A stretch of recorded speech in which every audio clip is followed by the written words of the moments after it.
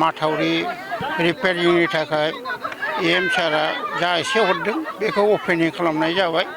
बे अपेनिंनि थाखायनो दिनै गथाय बासबारि रायजोनि बे दैजोंनो आबादारि मावना जाग्रा बिथांमोनखौ लानानै दिनैहाय बे बान्दोखौ अपेनिं खालामनाय जाबाय। मा जेंना जायोमोन सिगाङाव?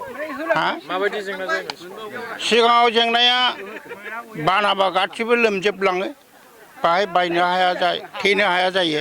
बै गेजेरावबो बायनानै थेनायाव एम सारानो गावनो ट्रेक्टर हरनानै खोदों आरो दा बेखौबो गासिबो रिपेयारिं खालामनायनि थाखाय फैसा एसे हरनानै खोनायलाय बेखौ दिनैनो अपेनिं खालामनाय जाबाय।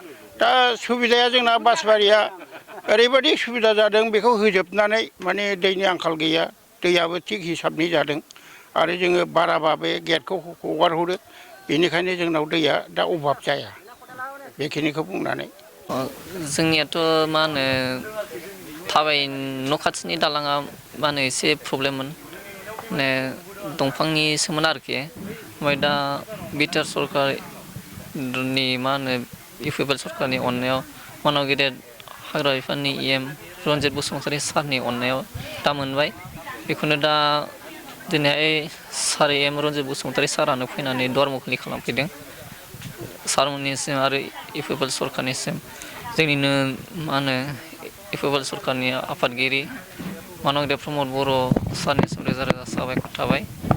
इयुनावबो जाहाथे बेफोरबायदिनो बयनिबो थाखाय मोजां मोजां मावना होलांथों बेखौनो आङो आसा खालामबाय सारमोननिसिम। जों खोनानो मोनदोंमोन नोंथाङा बिटिआर सरकारनिफ्राय माबायदि हेल्प मोननो हादोंमोन?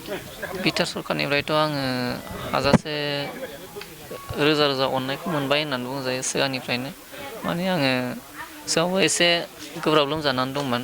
ओमफ्राय बेवहायबो बिसोरो हाग्रा बिफाननि EM रन्जित बसुमतारी सारमोनानो नायफैनानै अननाय होलांदों आरो अपारेसन खालामनायावबो बिसोरनो हेफाजाब मदद मोननानै अपारेसनाबो साक्सेस जादों आरो।